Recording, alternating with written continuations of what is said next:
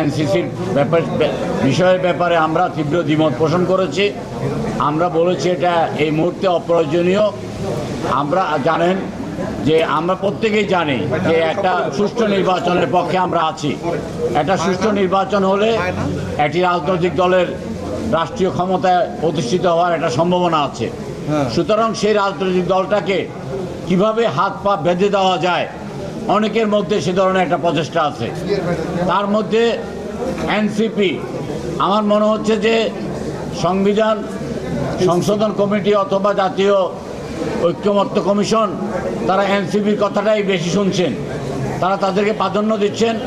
এবং আমরা যে বক্তব্য উপস্থাপন করছি যে ভবিষ্যতে সরকারের মধ্যে সরকার অথবা সরকারকে অচল করার জন্য যে ধরনের প্রস্তাব এসছে, আমরা এই প্রস্তাবের বিরোধিতা করছি। আমরা মনে করছি যে এই প্রস্তাবের কোনো সারবত্তা নাই। অনেকে অনেকভাবে বলার চেষ্টা করছেন, কিন্তু আমরা স্পষ্টভাবে বলেছি যে ভবিষ্যতে যে রাজনৈতিক সরকার আসবে সেই রাজনৈতিক সরকার এই ব্যাপারে সিদ্ধান্ত নেবে। এমন অনেকে আছেন এখানে ফ্যাসিবাদ বিরোধী অনেক বড় বড় কথা বলার চেষ্টা করছেন, কিন্তু আমরা তাদেরকে দেখেছি যে 18 সালের পর থেকে তারা ফ্যাসিবাদের আশ্রয় ছিলেন। তারা আজকে এখানে এসে মহান গণতন্ত্রী সাজার চেষ্টা করছেন। ধন্যবাদ। জি সাংবিধানিক পদে নিয়োগের ক্ষেত্রে নির্বাহী বিভাগের কোনো ধরনের এখতিয়ার নাই। সেক্ষেত্রে যদি সাংবিধানিক কাউন্সিল গঠন করা হয়, সেক্ষেত্রে নির্বাহী বিভাগের ক্ষমতা কি হবে?